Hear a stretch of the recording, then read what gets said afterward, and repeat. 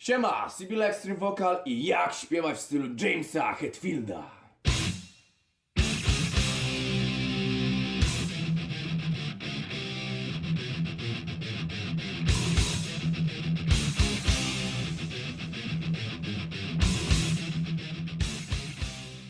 Temat tego filmu pochodzi z małego konkursu, który zorganizowałem niedawno z okazji wydania przez mój zespół Wishurda albumu Addiction to Death and Anguish.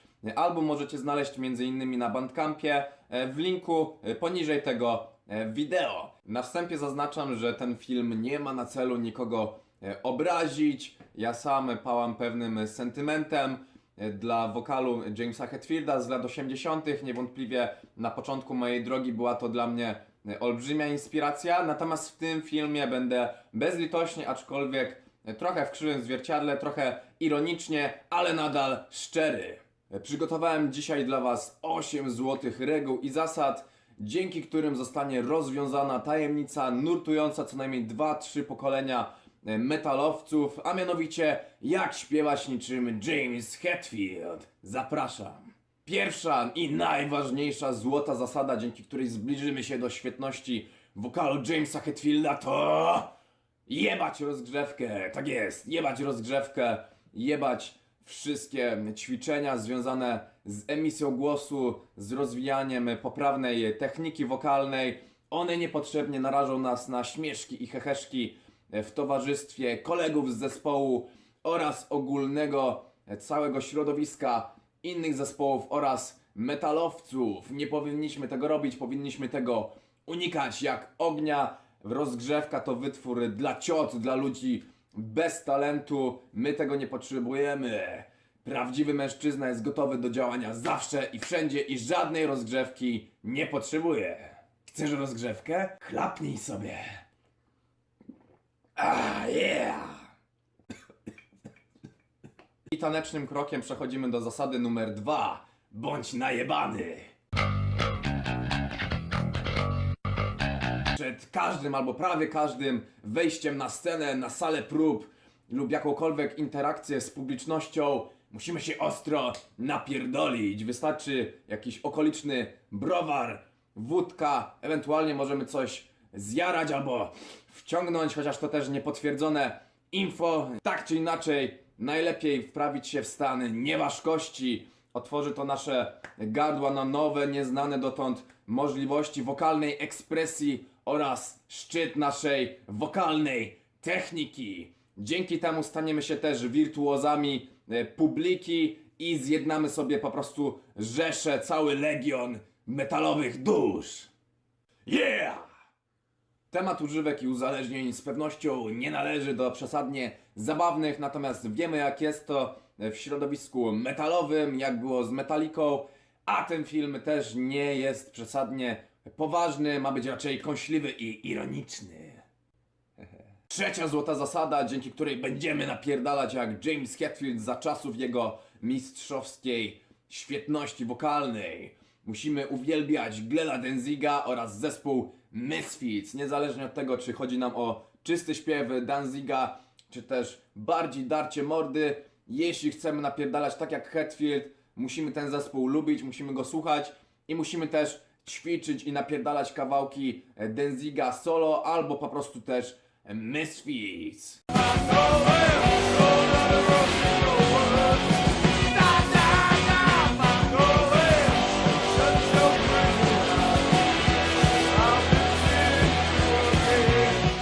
Glenn Danzig natomiast jest rozkochany, a przynajmniej był w brzmieniu Elvisa oraz Jima Morrisona z The Doors, dlatego najlepiej będzie, jeśli te zespoły będą nam również znane i będziemy te kawałki również ćwiczyć. Wtedy, kiedy będziemy śpiewać Elvisa i Jima Morrisona, stworzymy własny styl Danziga, a później śpiewając Danziga stworzymy i będziemy naśladować styl powstały jako już styl własny Jamesa Hetfielda. Natomiast kiedy będziemy śpiewać i naśladować Jamesa Hetfielda, na końcu będziemy śpiewać jak Matt Heffy z Trivium, który bardzo mocno inspirował się właśnie Metallicą, a zwłaszcza brzmieniem z albumu And Justice for All. I w ten sposób stworzyliśmy takie drzewko genealogiczne techniki Jamesa Hetfielda. Czwarta reguła, dzięki której będziemy napierdalać jak James Hetfield, to musimy nagrać nasz debiutancki album oraz demo i wszelkie pierwsze podejścia co najmniej o pół albo o oktawę za wysoko dla naszej skali, już praktycznie na samym krańcu istnienia naszego głosu, zanim on się przesteruje, przejdzie do fresh screamu. Musimy napierdalać tylko tak wysoko, jak to jest możliwe, jakby ktoś nam wsadził po prostu jajca w imadło. I oczywiście musi być w tym bardzo dużo inspiracji właśnie takim krzyczanym wokalem z Misfits, połączonym z fascynacją bardzo wysokimi, dzisiaj byśmy to określili mianem power metalowych wokali. I w ten sposób musimy po prostu napierdalać, tak jak na albumie Kill 'Em All. Wokal Jamesa na Kill 'Em All jest tak wysoki i przy tym tak bardzo wymuszony, tak bardzo ściśnięty, że na końcówkach i też na wejściach we frazę po prostu pojawia się tam ewidentny fry scream, co też jest bardzo charakterystyczne dla momentu, kiedy już nam kończy się skala, nieważne czy to jest head voice, czy restr piersiowy, kiedy go bardzo forsownie pchamy coraz wyżej, to właśnie wtedy bardzo jest łatwo o przekształcenie naszego czystego głosu we fry scream. I to bardzo dobrze na Kill 'Em All i na przykład na Hit the Lights słychać. We got the metal madness. When that fat ass scream is right. Well, alright, yeah. When we start to rock, we never will stop again. Hit the lights, lights, lights, lights. Hit the lights. Hit the lights, lights. Wow! Natomiast naprawdę ciekawe rzeczy, jeśli chodzi o rozwój wokalu Jamesa Hetfielda, zaczynają się dziać dopiero od albumu Master of Puppets. Mamy tutaj do czynienia z dużo dojrzalszym, dużo takim głębszym, bardziej takim, można powiedzieć, męskim brzmieniem. Chrypa jest taka dziarska, jest taka kurewsko ostra, można powiedzieć wręcz taka brodata i dodatkowo znajdują się tutaj elementy beltingu. And the pass and play, crumbling away. I'm your source of self-destruction. Veins that pump with fear, sucking dark is clear, leading on your death's construction.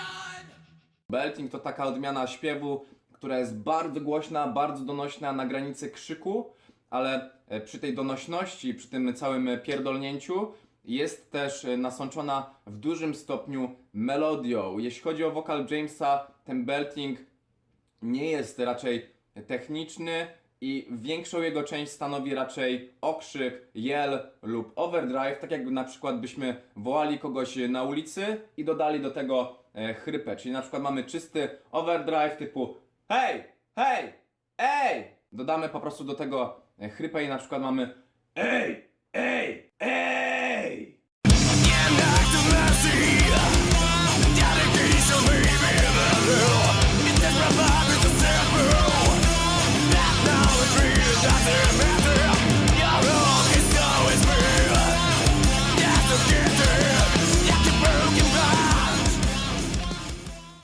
Jednak trzeba stanowczo stwierdzić, że technicznie i zdrowotnie ten wokal w Metalice nadal nie jest dobry. Nie jest dobry, nie jest po prostu komfortowy, nie jest zdrowy. Jest bardzo zdzierający, jest bardzo forsowny, a w połączeniu z brakiem rozgrzewek, unikaniem ćwiczeń na emisję głosu i dużą ilością alkoholu, to jest po prostu zabójcza mieszanka dla naszego głosu, niezależnie od tego, jaki potencjał wokalny by się w nas krył. Nasz aparat fonacyjny, nasz głos i ogólnie nasze ciało oraz umysł są na tyle sprytnymi maszynkami, że prędzej czy później potrafią się zaadaptować do naprawdę ciężkich, do naprawdę niesprzyjających nawet samemu życiu warunków i James Hetfield i jego wokal również jest tego przykładem. Po prostu pozostaje pytanie, na jak długo nasze ciało pozostanie elastyczne, na jak długo ono pozostanie niezniszczalne, bo tak czy inaczej, kiedy zakorzeniamy w sobie jakiś bardzo szkodliwy, bardzo niezdrowy nawyk, to tak jakbyśmy odpalali bombę zegarową, z tym, że nie mamy pojęcia, kiedy to wszystko wypierdoli.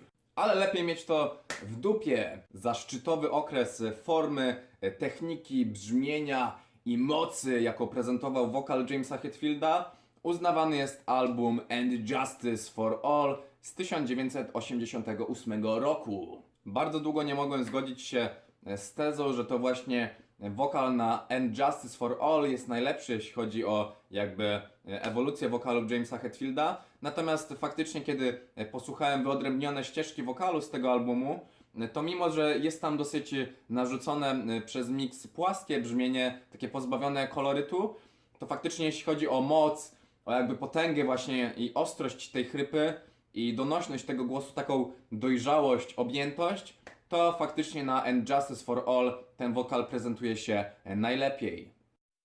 Shortest straw, challenge liberty down by law. Live in infamy, rub you raw. Witch hunt riding through shortest straw. The shortest straw has been pulled for you. Dear father, time has frozen still. What's left to be here? Nothing, say nothing. Cannot face the facts, I think for me. No guarantee it's life as is. Damn you for not giving me my chance. Teraz porozmawiamy sobie o albumie Metallica, tak zwanym Black Album. Album Metallica, czy też właśnie zwany inaczej przez okładkę Black Album, to taka muza, która wywołuje na sam dźwięk choćby refrenu Enter Sandman, wywołuje erekcję i wzwód u współczesnych 40-50-latków i uwalnia całą burzę, całą rzekę, która wpada do oceanu wspomnień. I'm your dream, make you real. I'm your eyes when you must steal. I'm your pain when you can't feel. Sad but true. I'm your dream, mind astray. I'm your eyes while you're away. I'm your pain while you repay. You know it's sad but true. Spotkałem na swojej drodze co najmniej kilkanaście osób, którym marzyło się uzyskać brzmienie wokalu obecne właśnie na Black Album. Jest to taki złoty, święty graal, który wiele osób pragnie zdobyć, jednak te osoby zapominają o co najmniej dwóch bardzo istotnych szczegółach. Po pierwsze, James Hetfield miał prawie 30 lat, kiedy nagrywał ten materiał. Nie da się ukryć, że głos razem z wiekiem i razem z ciałem również dojrzewa. Głos nabiera trochę takiej głębi, takiej naturalnej dziarskości. U niektórych też się naturalnie obniża albo po prostu barwa przyciemnia się. A po drugie, co też jest bardzo istotne, James Hetfield nie doszedł do takich rezultatów w ciągu roku czy dwóch. Zajęło mu to co najmniej 8 lat, a właśnie 8 lat dzieli pierwszy album, czyli Kill 'Em All, a tak zwany Black Album, który został wydany w 1991. Dlatego 15-latkowi, 20-latkowi czy nawet 25-latkowi trudno będzie od tak w rok czy dwa, nawet intensywnych, bardzo dobrze przygotowanych, dokładnych ćwiczeń, trudno będzie takiej osobie osiągnąć właśnie efekt brzmienia wokalu, który jest obecny na Black Album. Biologii nie jesteśmy w stanie oszukać. Ktoś może mieć zajebiste predyspozycje, aby nawet śpiewać lepiej niż jest to obecny na Black Album, ale właśnie doświadczenia, setek koncertów, nagrywania albumów w profesjonalnych, wysokobudżetowych studiach, chlania całymi nocami i dniami, tego nie jesteśmy w stanie prześcignąć i nie da się ukryć, że właśnie za tym brzmieniem, które jest obecne na Black Album, stoją właśnie lata praktyki, lata imprez i napierdalania właśnie u Jamesa Hetfielda, a nie wzięło się to po prostu znikąd. Podobnie jak w przypadku albumu And Justice for All, w przypadku Black Album jest cała rzesza, cała masa ludzi, która uważa, że to właśnie na Black Album jest najlepszy wokal w wykonaniu Jamesa Hetfielda. Kiedy przesłuchamy się surowym ścieżkom, można stwierdzić jednoznacznie, że wokal na And Justice for All jest dużo bardziej potężny, natomiast na Black Album jest znacznie, kolosalnie lepszy po prostu mix i ukręcone brzmienie i to właśnie dzięki miksowi, dzięki skutecznemu właśnie realizowaniu tego albumu, ten wokal oraz cała reszta instrumentarium brzmi po prostu w dojebany i taki ponadczasowy sposób. Natomiast dla samego wokalu Jamesa Hetfielda jest to takie Exit Light, hehe. Exit light. Tak właśnie, Exit Light, niestety, bo później jest już coraz gorzej i ten temat tego, co już było dalej, aż do dzisiaj pozwolę sobie pominąć. Przedstawię wam tylko krótką, obrazową alegorię tego, jak właśnie wygląda ewolucja wokalu Jamesa Hetfielda po Black Album. Said by Joe. Piąta zasada i tego tutaj nie mogło po prostu zabraknąć. Musisz każdy breakdown, każdy wers, każdą frazę lub początek piosenki rozpoczynać zwrotem yeah, yeah, albo chuj.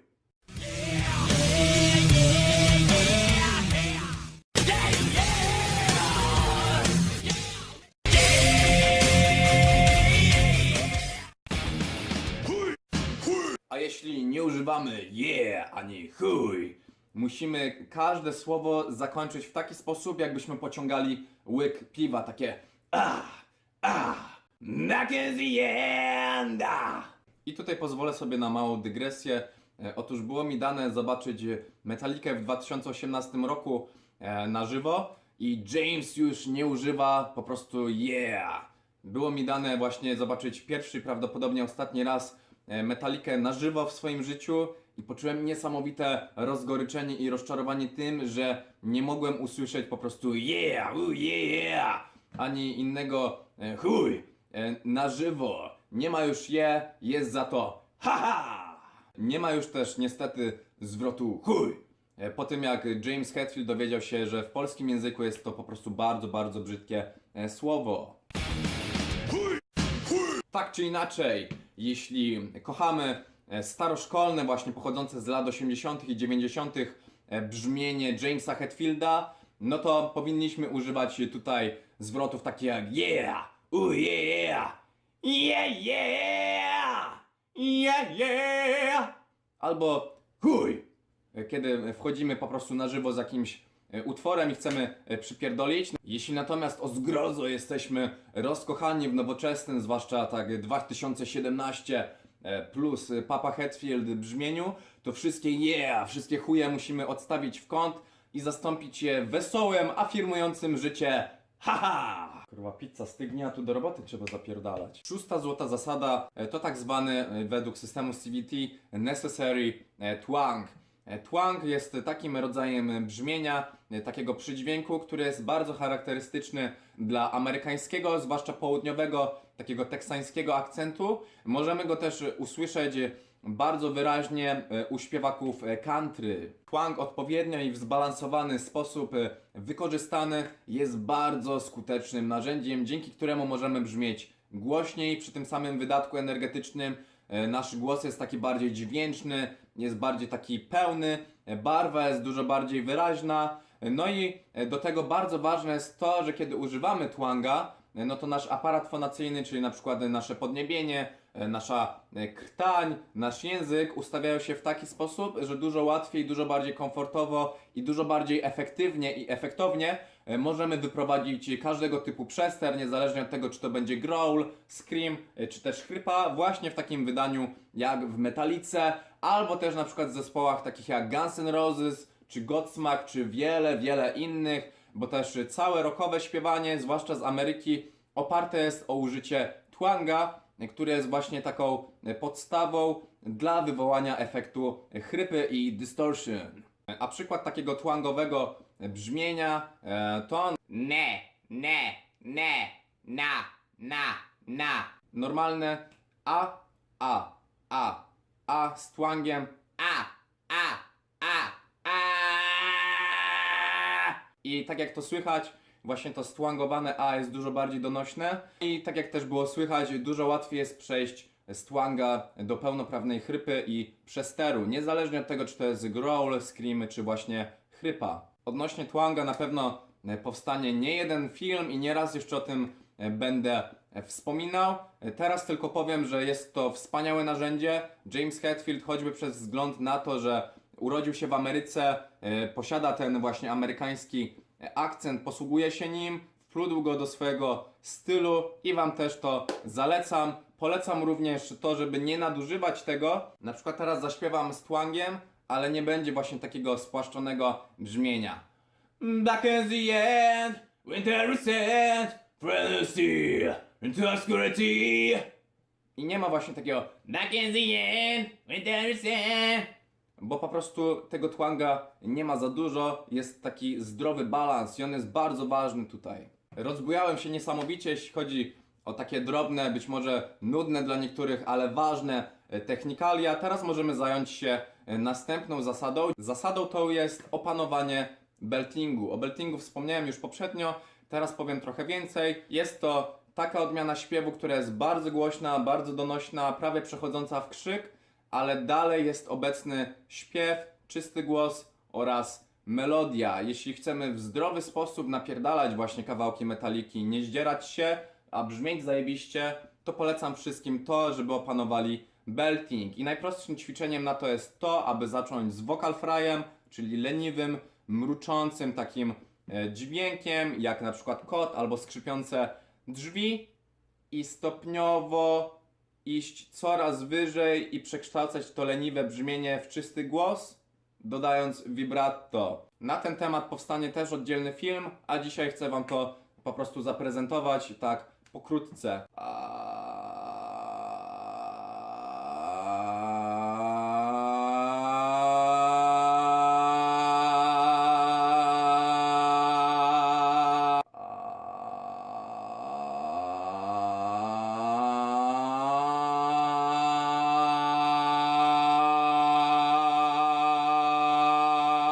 I to jest właśnie najprostsze ćwiczenie na to, jak opanować belting.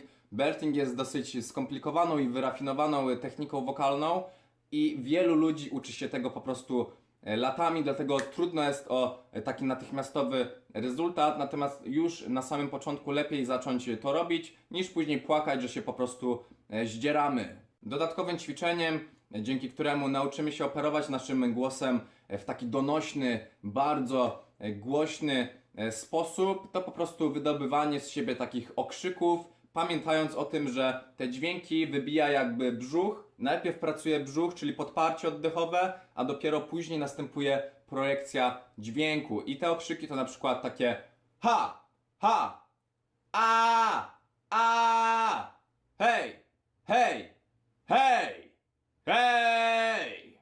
I w ten sposób przygotowujemy swój aparat fonacyjny do tego, żeby posługiwać się właśnie naszym wokalem w taki bardzo głośny, bardzo donośny sposób.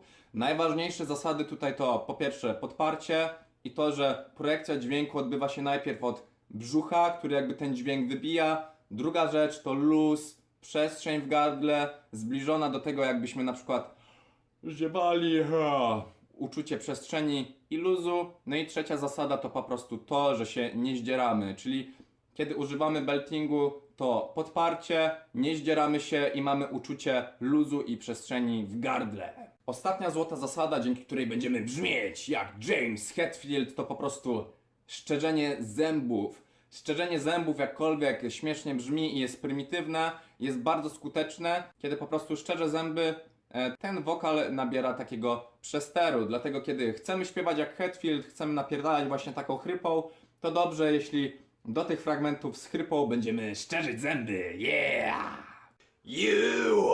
You're my mask, you're my cover, my shelter. You. Rzeczą, o której należy wspomnieć, jest też przede wszystkim to, że sam James Hetfield, nawet za czasów, kiedy radził sobie bardzo dobrze z wokalem, jak i dzisiaj, nigdy nie uważał się za jakiegoś wirtuoza śpiewu, nigdy nie uważał, że śpiewa jakoś czysto, czy też ładnie, i też stał się wokalistą jakby z przymusu, po prostu nie było nikogo innego w tamtym czasie, kto by zrobił to lepiej od niego. Też były właśnie rady dla Metaliki, żeby zmienić frontmana, żeby zmienić wokalistę, zwłaszcza w okresie przed Kill 'Em All i tak dalej. Także James Hetfield sam w sobie nie uważa się za jakiegokolwiek wokalnego guru i o tym należy też pamiętać. To jest właśnie to! Zbiór 8 złotych reguł i zasad, dzięki którym będziemy napierdalać jak James Hetfield, czyli zajebiście. Jeśli dodatkowo do tego wszystkiego będziemy unikać alkoholu, będziemy ćwiczyć emisję głosu i nie wstydzić się tego, będziemy robić rozgrzewkę przed każdą aktywnością wokalną, będziemy ćwiczyć zdrowy i świadomy belting, to jesteśmy w stanie nawet przerosnąć to brzmienie, ten styl Jamesa Hetfielda, możemy stać się lepsi, tak, to jest możliwe.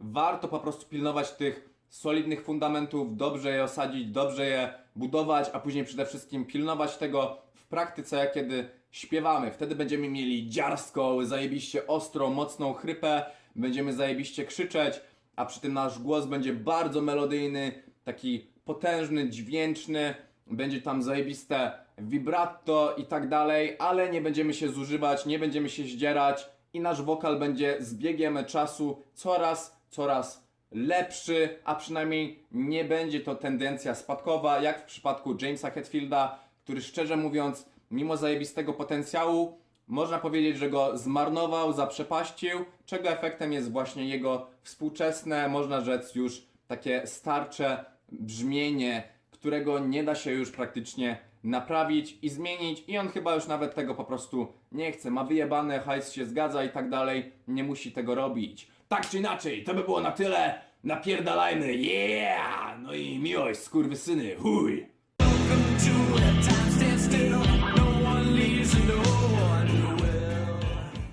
A oto przed wami moja parodia właśnie Jamesa Hetfielda. You're my mask, you're my cover, my shelter. Do my deeds, you're only one who's been. I'm your rise when you must steal, I'm your pain when you can feel. Sad but true. I teraz z przesterem. Sad but true. I'm your dream and mind astray. I'm your rise while you're away. I'm your pain while you repay. You know it's sad but true. And my ties are severed clean. Less I have, the more I gain. Of the beaten path I reign. Roman wanderer, nomad, vagabond, call me what you will. Yeah, you will. Anywhere I roam,